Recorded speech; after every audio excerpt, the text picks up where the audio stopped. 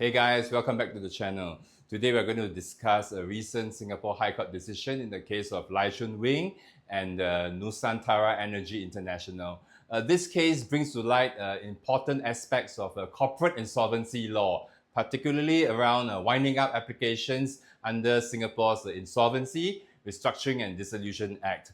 Let's unpack the details of this case, examine the legal principles, and I'll share my thoughts on what this means for corporate governance in Singapore. In this case, Mr. Lai Chung Wing, the claimant, applied for a winding up order against Nusantara Energy. Nusantara Energy was incorporated as an exempt private company in Singapore, primarily for management consultancy services. Mr. Lai, who initially became involved only as a director to satisfy banking requirements, soon found himself as a sole director after other directors and officers resigned.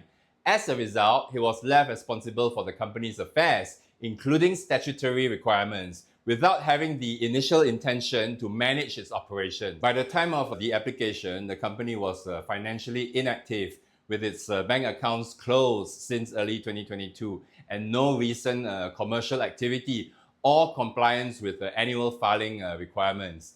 Mr. Lai eventually sought a winding up order under sections 1251C and 1251E of the Insolvency Act. These sections are crucial as they allow for a company's dissolution if it has either suspended its business for a whole year or if it's unable to pay its debt. Let's explore the two primary grounds that Mr. Lai relied upon in his winding up application. The first ground is under Section 1251C of the Insolvency Act. This provision allows a court to order the winding up of a company if it has either failed to commence business within a year of incorporation or has suspended its business for a whole year. While this section is rarely invoked, it provides a remedy for directors and shareholders left with a dormant or defunct company incurring statutory obligations without active operations. Here, evidence showed that Nusantara had effectively suspended its business, having closed its bank accounts and ceased operations well over a year prior. The second ground that Mr. Lai relied on was Section 1251E of the Act. This ground requires proving that the company is unable to pay its debts, a condition established through both direct evidence of insolvency and financial records. Despite a statutory demand from APAC Trust for outstanding fees, Nusantara lacked the funds to satisfy this debt, demonstrating clear financial incapacity. Although the court ultimately granted the winding up primarily on the first ground, it acknowledged the company's likely insolvency. The court's ruling granted the winding up order on the basis of Section 1251C, emphasizing that Nusantara's prolonged inactivity and statutory non-compliance rendered its ongoing existence purposeless. The judgment also highlighted three critical factors in considering a winding up under this section. First, the purpose of incorporation and inactivity. The court reaffirmed that when a company no longer serves its intended purpose, it is unreasonable to maintain its corporate existence.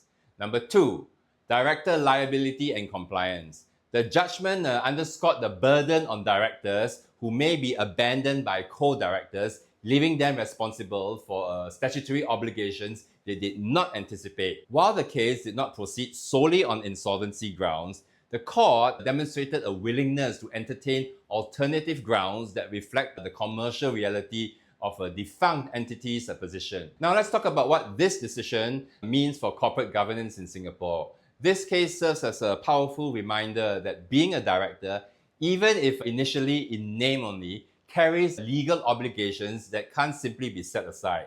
Here, Mr. Lai found himself responsible due to the actions of previous directors and the company's dormant status. For business owners, this case also reiterates the importance of regular statutory compliance. Inactivity doesn't absolve a company from meeting its legal responsibilities. The decision could potentially encourage directors of dormant companies to seek prompt dissolution rather than risk accumulating liabilities. One key takeaway is the Singapore court's flexible approach in accepting alternative grounds for winding up beyond traditional insolvency, reflecting a nuanced understanding of modern corporate dynamics. Thank you for tuning in. Don't forget to like, share, and subscribe, and I'll see you in the next video.